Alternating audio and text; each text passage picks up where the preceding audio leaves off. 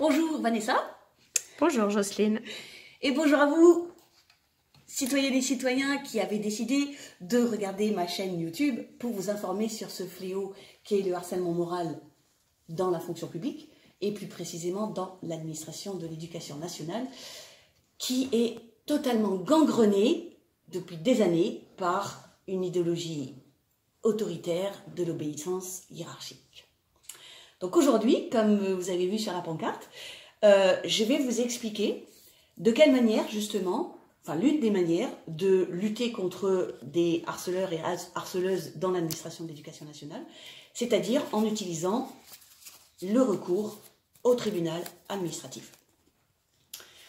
Alors, la première chose que je voulais vous montrer, c'est que dans la pancarte, dans le générique, je vous ai montré ce dépliant. Voilà, c'est un dépliant que j'ai pris la première fois que je suis allée au tribunal administratif de Châlons-en-Champagne. Il y en avait une dizaine comme ça. Et ils sont très bien faits, ils expliquent simplement quelles sont toutes les facettes du tribunal administratif, comment le saisir, comment écrire les requêtes, quels sont les recours qu'on a si jamais le tribunal administratif ne nous donne pas raison. Enfin voilà, donc il y en avait une dizaine. Et je vais vous en montrer une qui a été, où il y a une phrase qui était très très importante pour moi. Donc voilà, c'est celle-ci. Est-ce qu'on la voit bien ? Donc, vous voyez ici, j'ai surligné en jaune une phrase que je vais vous lire. Donc, cette phrase, en fait, explique quelles sont les missions essentielles du tribunal administratif. On peut dire aussi la juridiction administrative ou la justice administrative ou le juge administratif. Donc, quelles sont les missions essentielles ? La justice administrative a été créée pour faire respecter le droit par les administrations et pour réparer les dommages que celle-ci aurait pu causer. Donc dans cette phrase, en fait, vous avez les trois missions qui, à mes yeux, sont les missions essentielles de la juridiction administrative. Vous avez premièrement que les juges administratifs doivent obliger l'administration à respecter le droit. Alors le droit avec un grand D, mais aussi le droit, c'est-à-dire les textes législatifs ou les textes réglementaires. L'administration, les hiérarques, comme je les appelle, doivent les connaître. Alors parfois ils ne les connaissent pas, mais quand ils les connaissent, ils doivent les respecter.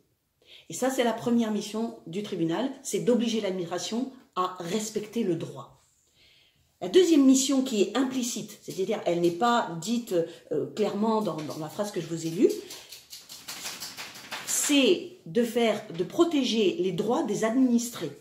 Parce qu'en obligeant l'administration à respecter le droit, eh bien l'administration doit respecter les droits des administrés.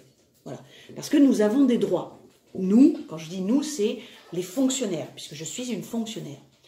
Il y a, si vous m'écoutez et que vous êtes vous-même fonctionnaire, donc il y a trois fonctions publiques en France. Il y a la fonction publique d'État, donc c'est mon cas, puisque j'appartiens à une administration d'État, qui est l'éducation nationale. Il y a la fonction publique hospitalière et il y a la fonction publique territoriale, c'est-à-dire les mairies, les départements et les conseils régionaux.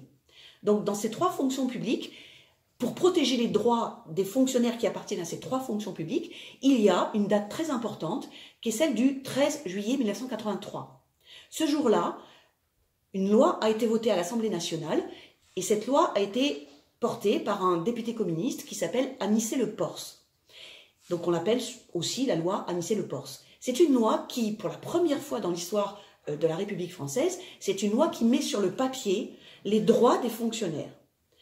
Donc cette loi du 13 juillet 1983 s'appelle « Loi portant droits et obligations des fonctionnaires ». Et vous remarquerez que le mot « droit » est placé avant le mot « obligation ». Donc dans cette loi, il y a tous les droits des fonctionnaires. Et encore une fois, c'est une date hyper importante parce que c'est la première fois en France qu'un texte législatif disait « oui, les fonctionnaires ont des droits ». Et ils n'ont pas simplement des obligations vis-à-vis de leur employeur, ils et elles ont aussi des droits. Donc la deuxième mission du tribunal administratif, c'est de faire respecter et de protéger les droits des administrés. Et la troisième mission, c'est de réparer les dommages que les administrations ont pu causer aux administrés. Parce que les administrations, quand elles prennent des décisions ou qu'elles n'en prennent pas, eh bien, elles peuvent faire du tort, causer du tort aux administrés. On peut dire aussi, elles peuvent leur faire grief ou elles peuvent leur porter préjudice.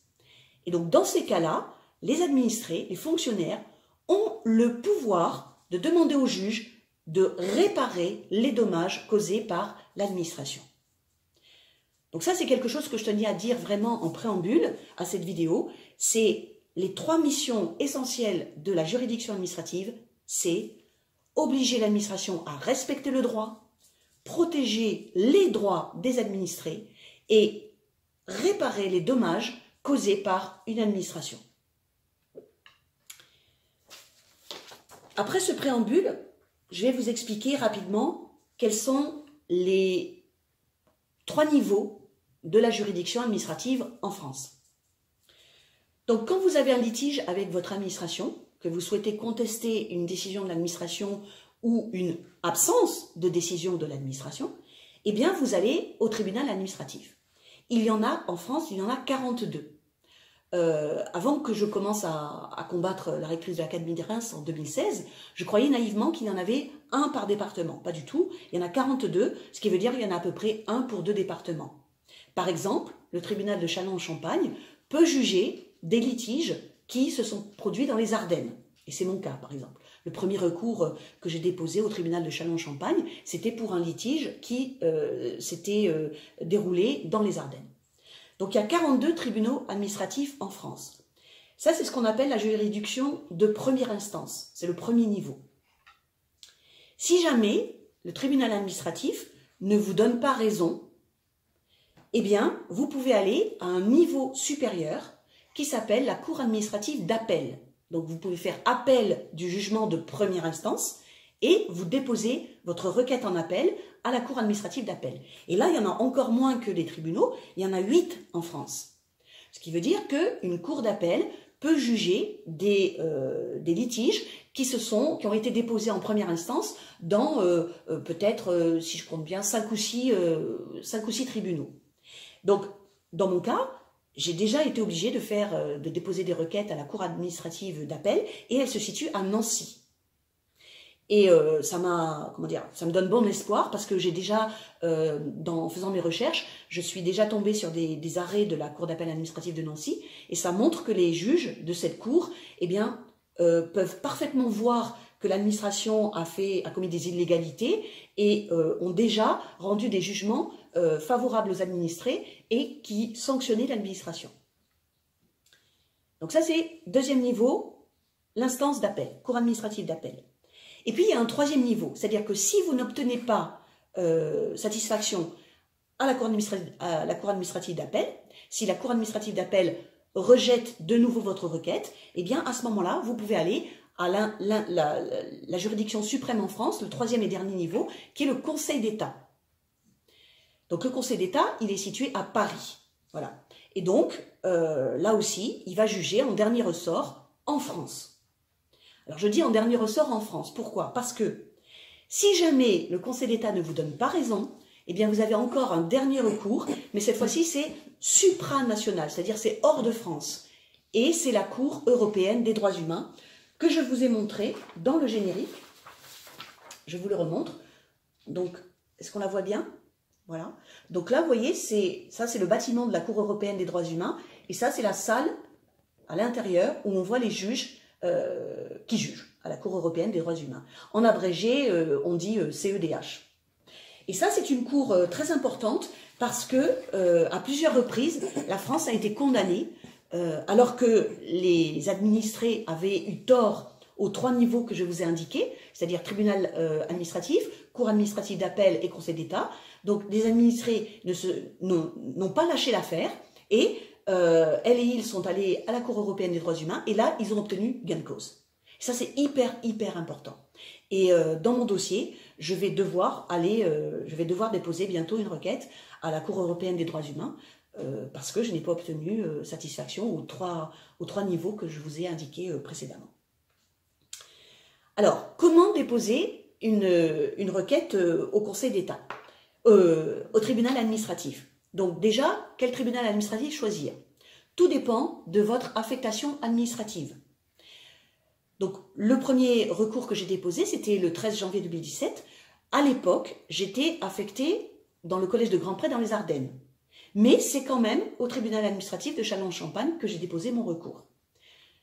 Et le dernier recours que j'ai déposé, donc là, mon affectation, c'est collège de Suippes dans la Marne, eh bien le dernier recours que j'ai déposé, c'est aussi au tribunal administratif de Châlons-en-Champagne. Donc ça, c'est le lieu d'affectation administrative, c'est celui qui vous conduit à choisir le tribunal compétent. Deuxième chose, est-ce que vous avez besoin d'une avocate ou d'un avocat pour déposer votre recours administratif? Eh bien non. Moi, c'est ce que je croyais au début. Et effectivement, j'ai mon premier recours administratif, il a été déposé par une avocate de Châlons-en-Champagne, mais j'ai appris par la suite, et je trouvais ça génial, il y a une possibilité qui s'appelle Télérecours citoyen. Donc c'est une application informatique, c'est un site informatique, un site internet, et donc vous pouvez, en tant que simple citoyenne et citoyen, vous pouvez rédiger votre requête vous-même, et vous pouvez l'envoyer au tribunal administratif via cette application informatique. Et c'est hyper facile à faire. Vous pouvez, c'est un système en fait de téléchargement à distance. Donc vous déposez votre document numérisé, votre requête numérisée, et vous pouvez déposer aussi toutes les pièces annexes que vous estimez nécessaires pour que les juges comprennent bien votre dossier.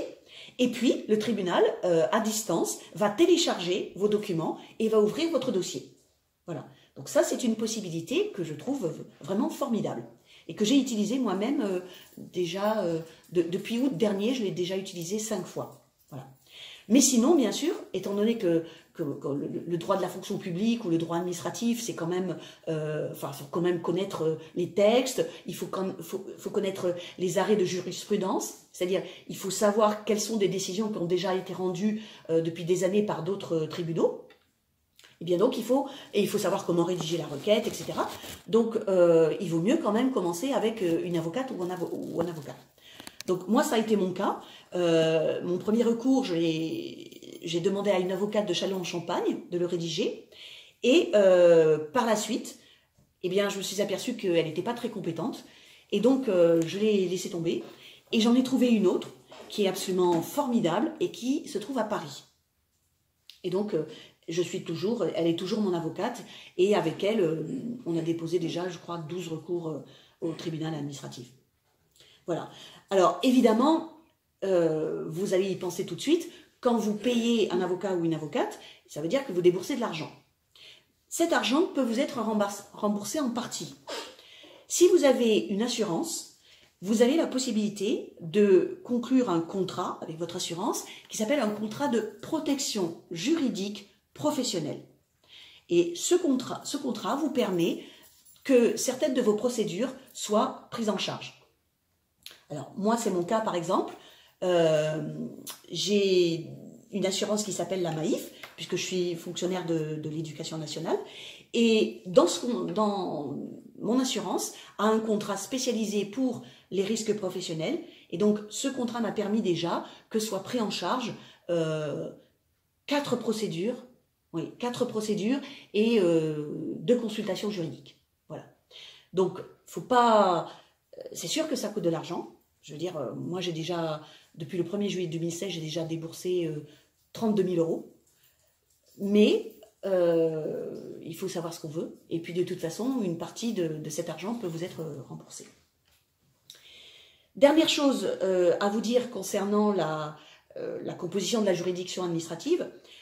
Si vous allez au Conseil d'État, ce sont des avocats et des avocates spécialisés qui ne font que ça, qui ne plaident que les dossiers au Conseil d'État. Et comme le Conseil d'État est à Paris, bien sûr, ces avocates et ces avocats sont à Paris. Et donc, ce qui se passe, c'est que lorsque je dois aller au Conseil d'État, eh bien, mon avocate, elle est en lien, elle est en contact depuis plusieurs années avec un cabinet d'avocats spécialisés. Et donc, en fait, elle leur transfère le dossier. Et l'avocat au Conseil d'État rédige un mémoire, et, il me l'envoie pour que je puisse apporter peut-être des modifications, poser des questions, etc. Et ensuite, l'avocat le dépose. Voilà. Donc, ce sont des avocats spécialisés qu'on appelle des avocats au conseil. Deuxième partie de mon exposé, deuxième et dernière partie d'ailleurs, les 3 types de recours que vous pouvez déposer au tribunal administratif. Donc il y a 3 types de recours. C'est assez simple. Premièrement, il y a des recours en excès de pouvoir. Deuxièmement, il y a des recours de plein contentieux.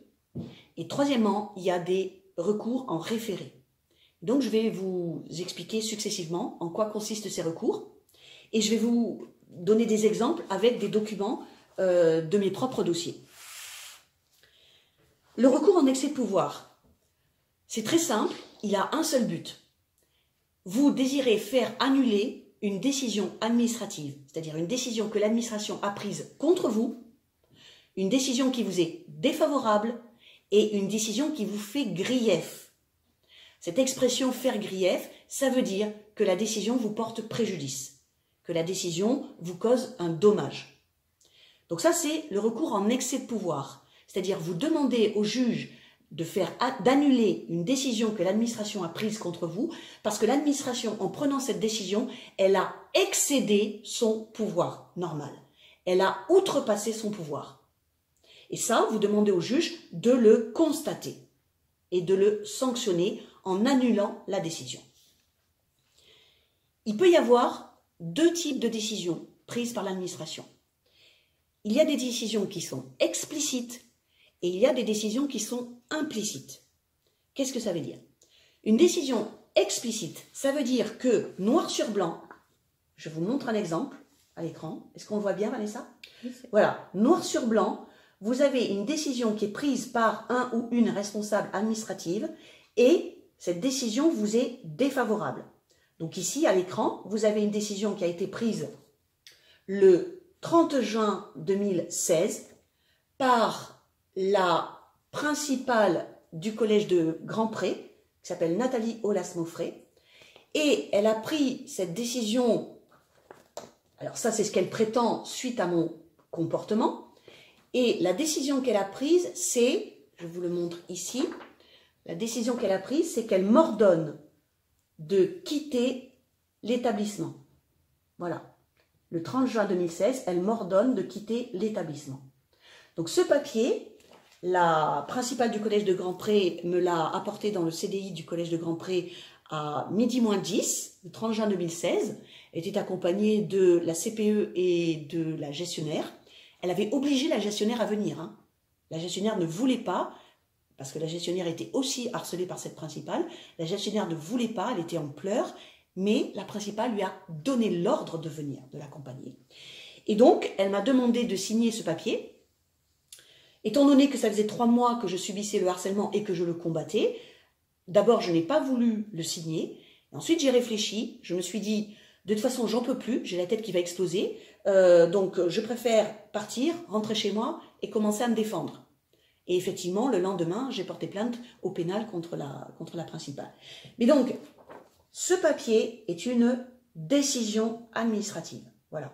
Et ce type de décision s'appelle une interdiction d'accès à l'établissement. Donc ça, c'est une décision explicite. Et j'ai fait mon second recours au tribunal administratif contre cette décision. Et puis, vous avez des décisions qui sont implicites. C'est-à-dire que vous demandez quelque chose à votre administration, mais votre administration ne vous répond pas. Et dans ce cas-là, ça s'appelle une décision implicite de rejet. Je vous donne un exemple très précis. Ça, c'est un courrier recommandé que j'ai envoyé à la rectrice de l'académie de Reims et la Lincel. Donc, je lui ai envoyé le 16 février 2017 et je lui demandais, dans ce courrier, je lui demandais sa protection fonctionnelle. Courrier daté du 16 février qui a été reçu au rectorat de Reims le 20 février. Donc, à partir du 20 février, la rectrice avait 2 mois pour me répondre. Donc, elle avait jusqu'au 20 avril, février, mars, avril, ouais, elle avait jusqu'au 20 avril pour me répondre. Le 20 avril, comme elle ne m'avait toujours pas répondu, eh bien, son silence a fait naître une décision implicite de rejet de ma demande. Voilà, c'est simple. Elle ne me répond pas. À partir du 20 avril des 2 mois, qui ont suivi la réception de mon courrier, il y a une décision implicite de rejet. Et moi, à partir de ce moment-là, j'ai la possibilité de déposer un recours contre cette décision implicite de rejet, et pour ça, j'ai 2 mois pour le faire. C'est quelque chose que j'ai oublié de vous dire dans la première partie, c'est que à partir du moment où une décision administrative est prise, vous avez un délai de recours de 2 mois. Voilà. Donc moi j'aurais pu, à compter du 20 avril 2017 et jusqu'au 20 juin 2017, j'aurais pu déposer un recours contre le fait que la rectrice n'avait pas voulu m'accorder la protection fonctionnelle. Mais je ne l'ai pas fait parce que, entre-temps, j'ai déposé une plainte au pénal contre elle pour harcèlement moral. Donc voilà les 2 types de décisions que vous pouvez contester au tribunal administratif. Une décision explicite, vous avez un papier avec écrit noir sur blanc la décision, et une décision implicite. L'administration ne vous répond pas au bout de 2 mois et son silence fait naître une décision implicite de rejet.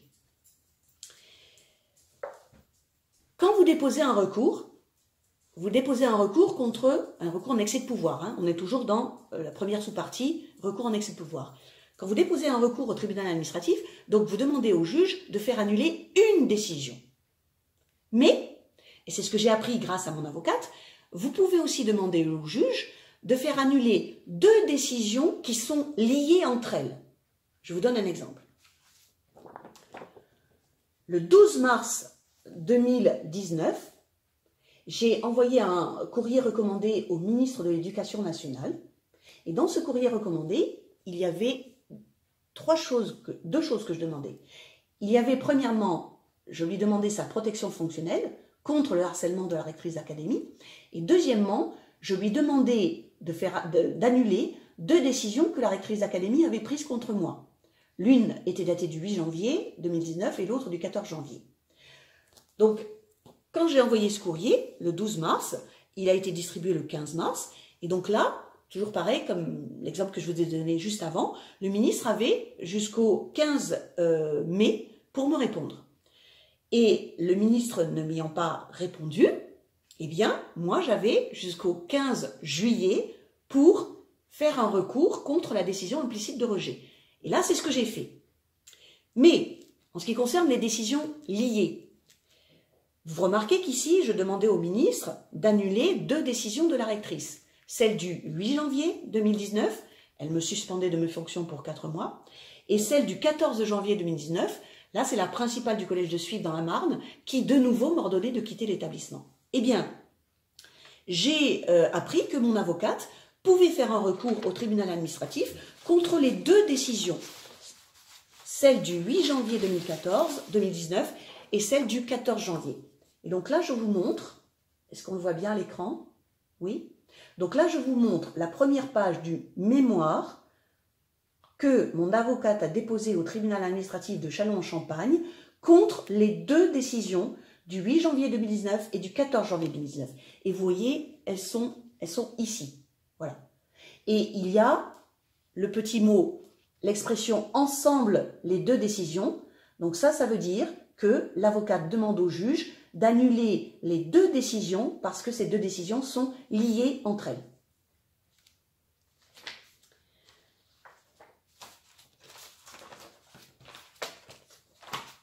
Comment est-ce que vous devez déposer votre recours administratif? À quelles conditions vous devez obéir? Donc, premièrement, comme j'en ai déjà un petit peu parlé, c'est le délai, ce qu'on appelle le délai de recours. Donc, vous avez 2 mois après la notification de la décision. C'est très important de distinguer les 2. Je vous donne un exemple. La décision du 30 juin 2016, c'est-à-dire la première interdiction d'accès, elle m'a été notifiée le jour même. Donc, normalement, j'avais 2 mois pour pouvoir la contester au tribunal administratif. Donc, normalement, j'avais jusqu'au 30 août pour déposer au tribunal administratif, 30 août 2016, pour déposer au tribunal un recours en excès de pouvoir. Mais, en fait, j'ai déposé mon recours le 30 août 2017, c'est-à-dire 1 an après. Pourquoi? Parce que dans cette dans ce papier, dans cette décision datée du 30 juin 2016, la principale, qui était totalement ignorante du droit, n'a pas mentionné ce qu'on appelle les voies et délais de recours. C'est-à-dire, elle n'a pas écrit « Madame Chassard, vous disposez d'un délai de 2 mois pour contester cette décision, tata.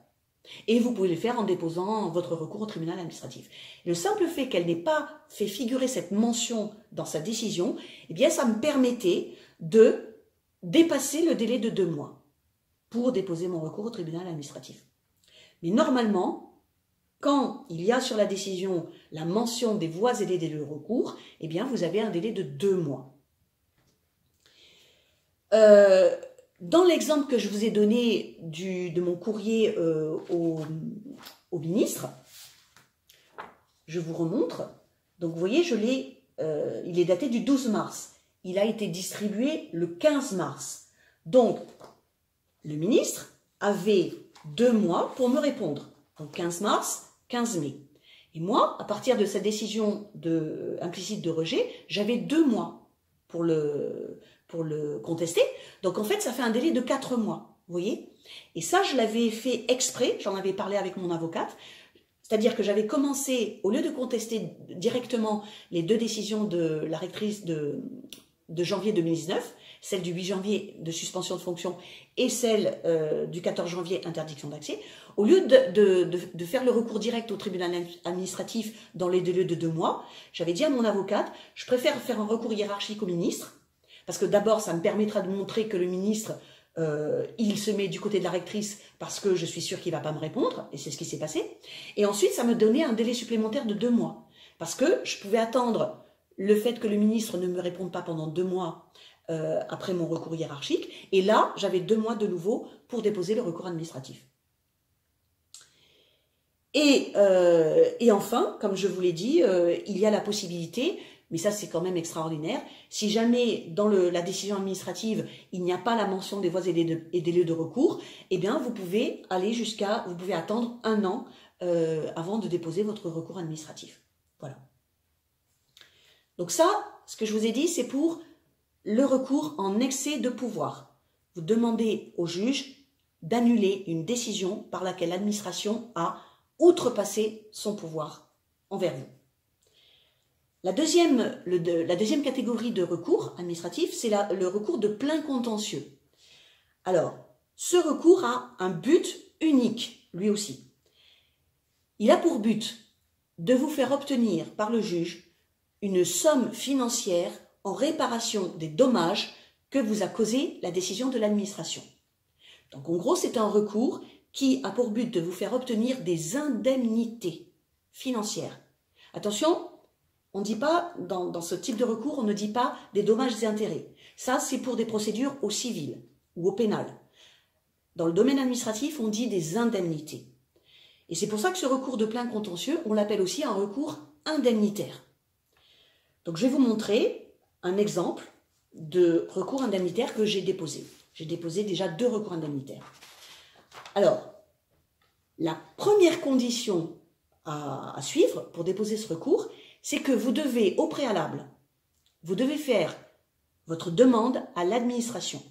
Vous ne pouvez pas tout de suite demander au juge « Ah, madame le juge, monsieur le juge, l'administration m'a causé tel et tel dommage, ça m'a causé tel et tel préjudice, je demande 100 000 euros d'indemnité. » Vous ne pouvez pas. Il faut d'abord que vous fassiez la demande à l'administration.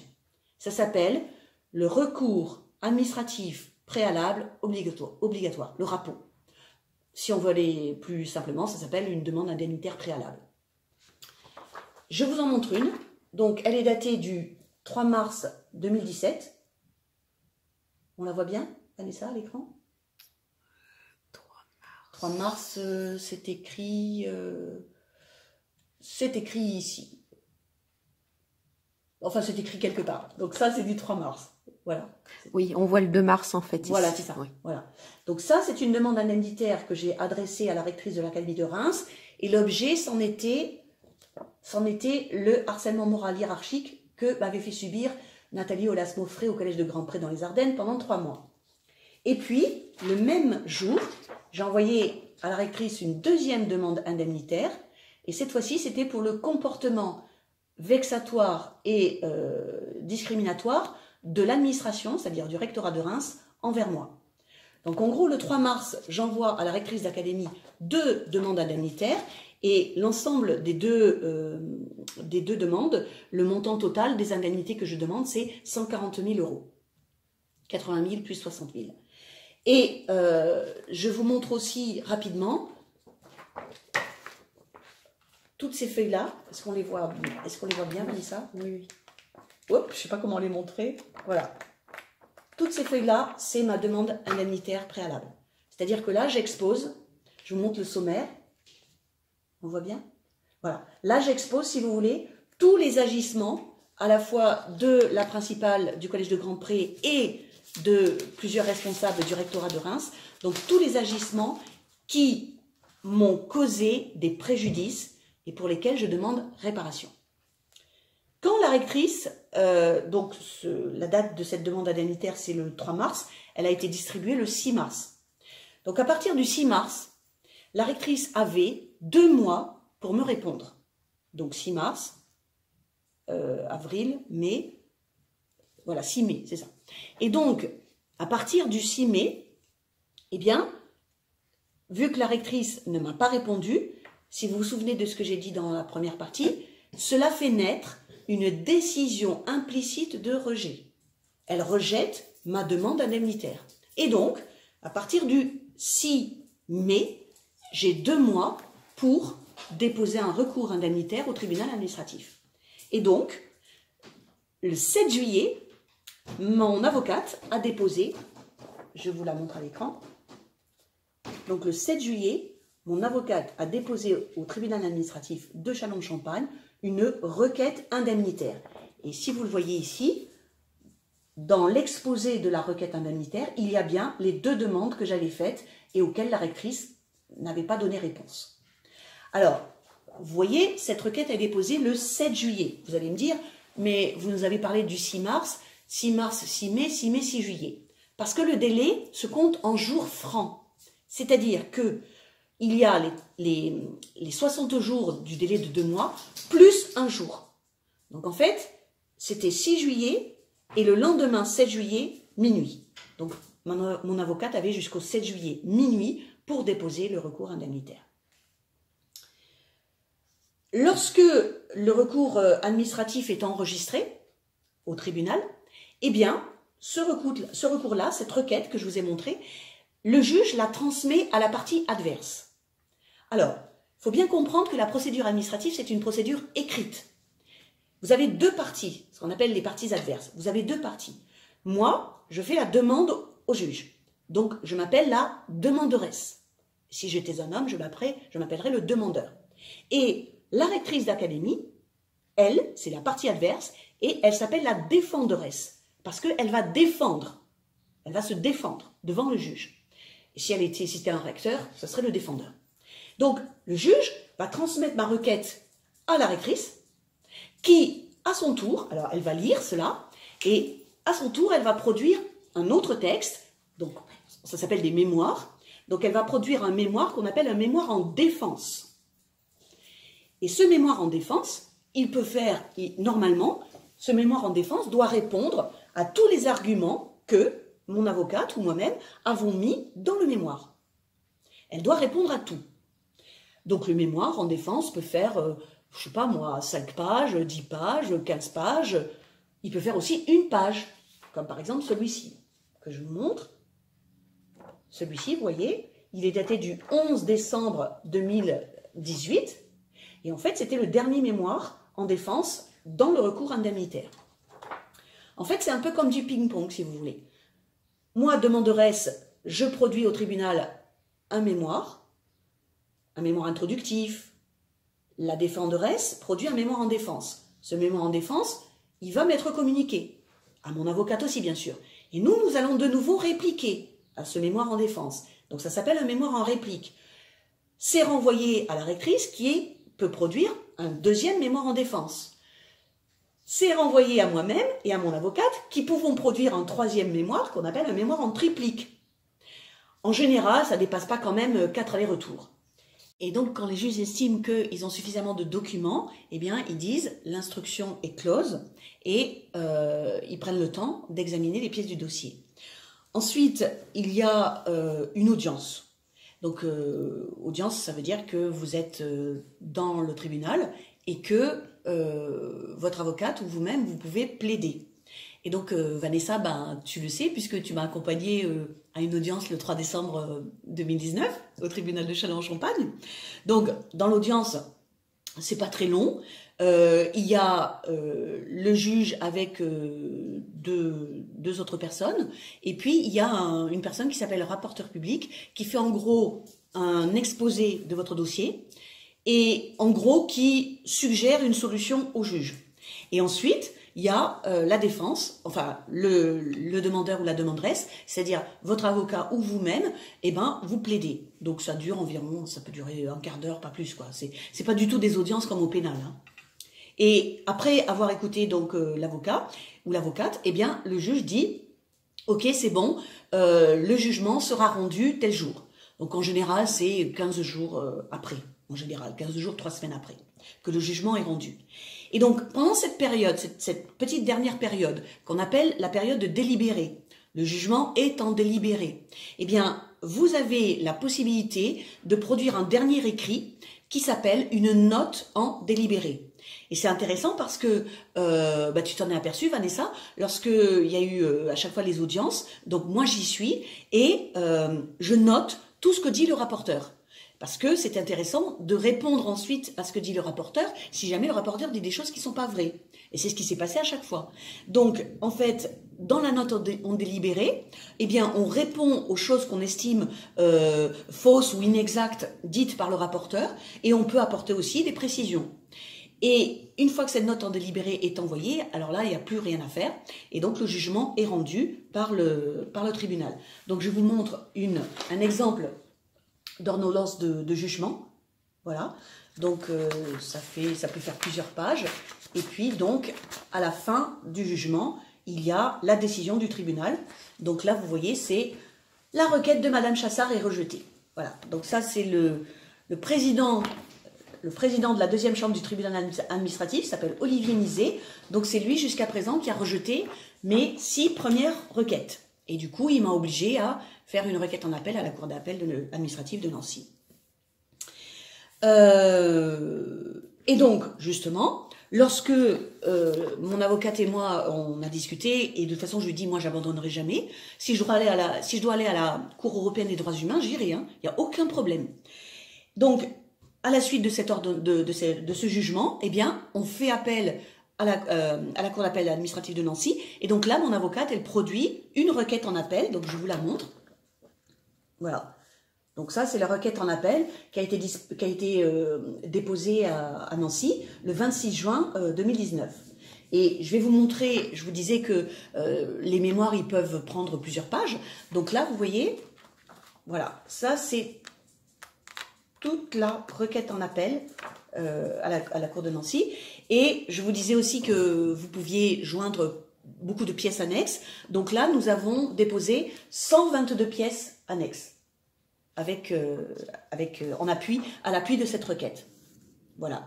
Et donc, l'objet de cette requête en appel, c'est de faire annuler le jugement du tribunal administratif que nous contestons et de faire annuler aussi la décision administrative qui avait été soumise au tribunal administratif dès le début. Voilà. C'est ça le but de la requête en appel. Alors, tout ce que je vous ai dit là, donc, c'est pour le recours indemnitaire. On a vu auparavant le recours en excès de pouvoir, recours indemnitaire pour obtenir des indemnités. Il reste la dernière catégorie des recours qu'on appelle les référés. Alors, une requête en référé, la caractéristique, c'est que vous demandez au juge de prendre une décision en urgence. Par rapport aux autres, à la procédure normale, c'est celle dont je vous ai montré plusieurs exemples, plusieurs étapes, eh bien, une procédure normale peut prendre plusieurs mois, voire plus d'1 an. Donc là, c'est mon cas. Hein. Et par contre, une procédure en référé, vous dites vraiment au juge, là, il y a urgence. Et vous expliquez bien sûr pourquoi. Il y a trois trois sous-catégories de requêtes en référé. Non, il y en a plusieurs, mais moi je vais vous parler des 3 principales. Il doit y en avoir 7 ou 8, et je vais vous présenter les 3 principales. Donc, il y a un référé suspension, il y a un référé liberté, et il y a un référé conservatoire. Alors, le référé suspension, c'est parce que vous demandez au juge en urgence de suspendre une décision de l'administration. Vous lui demandez de la suspendre en urgence. Exemple, quelque chose qu'on aurait pu faire avec mon avocate, mais finalement, on n'a pas trop eu le temps, et puis en fait, j'ai estimé après que c'était pas vraiment nécessaire. Quand il y a eu la révocation par le ministre le 5 août 2019, cette révocation signifie que, sur le papier, je suis plus fonctionnaire d'État, mais surtout que je ne perçois plus mon traitement. C'est pour ça que dans les 3-4 jours qui ont suivi, j'ai dû m'inscrire en urgence à Pôle emploi. Eh bien, j'aurais pu saisir, déposer une requête en référé au tribunal administratif pour dire « Monsieur le juge, je vous demande de suspendre la révocation parce que je vais me trouver financièrement à sec. » Voilà. Ça, c'est une des conditions de me retrouver financièrement dans une grande difficulté. C'est une des conditions d'urgence que le juge aurait pu accepter pour suspendre la révocation. Alors, le fait de suspendre la révocation, ça ne veut pas dire qu'il l'annule. Attention, hein. Simplement, il la suspend en attendant de juger s'il va ou non l'annuler. Et l'intérêt pour moi, si on avait fait le référé suspension, c'est que j'aurais continué d'être fonctionnaire et j'aurais perçu mon traitement. Voilà. Donc c'est pour ça que mon avocate avait dit on pourrait peut-être faire ça. Mais en fait, comme la révocation a eu lieu le 5 août, et je vous l'avais déjà dit dans une autre vidéo, je suis sûre que c'est fait exprès. Je suis sûre que c'est fait exprès parce que en plein début du mois d'août, mon avocate, elle était en congé. Pôle emploi, ils étaient en congé. Donc le but était de me mettre un grand coup sur la tête et justement de m'asphyxier financièrement. Donc on aurait pu en effet faire ça, mais comme on n'a pas eu ni le temps ni l'opportunité, eh bien finalement j'ai dit à mon avocate c'est pas la peine, on fait le recours administratif en annulation pour excès de pouvoir et puis c'est tout. Voilà. Alors le deuxième, donc ça c'était le référé suspension. La deuxième catégorie de référé qui est très très très importante, ça s'appelle le référé liberté. Et celle-là, ce référé-là, il est tellement important que le juge doit prendre sa décision dans les 48 heures. Et donc, le référé liberté, vous demandez au juge, vous dites au juge, cette mesure de l'administration, ça porte atteinte à une de mes libertés fondamentales de citoyenne de la République française. Par exemple, ça porte atteinte à la libre circulation, ça porte atteinte à la liberté d'expression ou d'opinion, ça porte atteinte à la protection de la vie privée, ça porte atteinte à la liberté de travailler. Et dans ces cas-là, étant donné que c'est une liberté fondamentale que le juge doit apprécier, c'est pour ça qu'il est obligé de prendre sa décision en 48 heures. Et je vous donne un exemple où j'ai pensé très très fortement à le faire, le référé liberté. J'en avais déjà parlé avec mon avocate, mais malheureusement, là encore, on a manqué de temps. Et en plus, moi-même, je me trouvais dans un état psychologique assez difficile. C'est lorsque la principale du collège de Suippes et la rectrice m'ont fait partir du collège de Suippes le 14 janvier 2019. Donc là, on aurait pu faire un référé liberté. C'est-à-dire, on aurait pu dire, attendez, là, c'est une atteinte à la liberté fondamentale de Madame Chassard de travailler dans son établissement sans être soumise à tout harcèlement. Et c'est une atteinte aussi parce que le fait de venir l'expulser avec 7 personnes alors qu'elle était toute seule, ça c'est une atteinte à sa personne. On aurait pu le faire, mais bon, on ne l'a pas fait. Et le troisième et dernier référé que je vais vous présenter dans cette vidéo, le troisième et dernier recours administratif, ça s'appelle le référé conservatoire, qu'on appelle aussi mesures utiles. Alors c'est très simple, ça permet de demander au juge de prendre toute mesure utile pour un défendeur ou une défenderesse, de prendre toute mesure utile contre l'administration. Voilà. Et donc, moi, j'ai utilisé ce référé conservatoire ou mesures utiles à 5 reprises auprès du tribunal administratif de Châlons-en-Champagne. Et à 4 reprises sur 5, le tribunal a rejeté mes demandes. Et ça prouve sa totale mauvaise foi. Je l'ai utilisé dans un but bien précis. Depuis septembre 2018, la rectrice de l'Académie de Reims, Hélène Incel, me refuse la communication de 12 documents administratifs qui concernent ma situation professionnelle, qui me concernent directement et auxquels j'ai droit de par la loi. Et comme elle me le refuse systématiquement, malgré plusieurs demandes de moi-même ou de mon avocate, eh bien, à un moment donné, j'ai dit à mon avocate, il faut qu'on demande au juge d'ordonner à la rectrice qu'elle me donne ces documents. Et c'est une des missions du juge administratif. Rappelez-vous, au tout début, je vous ai dit que une des 3 missions de la juridiction administrative, c'était de protéger les droits des administrés. Donc moi, j'ai le droit d'avoir ces documents. J'ai le droit de les avoir. Et je sais très bien pourquoi la rectrice ne me les donne pas, parce que ces documents contiennent des éléments très embarrassants pour elle, et des éléments où j'aurai des preuves écrites noir sur blanc de ce que j'affirme depuis plus d'1 an et demi. C'est-à-dire qu'elle a soutenu l'entreprise de placardisation de la principale du collège de Suippes. Bon, donc c'est pour ça qu'elle ne me les donne pas. Eh bien, quand j'ai déposé ces requêtes en référé auprès du juge administratif de Châlons-en-Champagne, qui s'appelle Antoine Durup de Baleine, et qui est le vice-président du tribunal administratif, eh bien, il a refusé d'enjoindre la rectrice de produire ces documents. Et donc, il a rendu 4 jugements où il a dit « Mais non, finalement, Madame Chassard, c'est pas super urgent ce que vous demandez, et puis c'est pas très utile, donc je rejette votre demande. Et je n'ordonnerai pas à la rectrice de vous communiquer ces documents. » Voilà. Donc ça, c'est une des choses qui va me permettre de demander peut-être le dessaisissement du tribunal administratif de Châlons-en-Champagne. Et donc, ce référé conservatoire, qui en soi est très simple à mettre en œuvre, c'est-à-dire que le juge constate une violation du droit, l'administration ne me communique pas des documents alors que j'en ai le droit, eh bien le juge dit simplement à l'administration « Je vous ordonne, Madame la rectrice, de communiquer à Madame Chassard tel et tel et tel et tel document. » Eh bien, il a refusé de le faire. Voilà, il a refusé de le faire. Là, je vais vous montrer rapidement, donc ça c'est ma requête, la requête en référé mesures utiles que j'ai déposée. Donc celle-là, elle date du 5 juin. D'accord?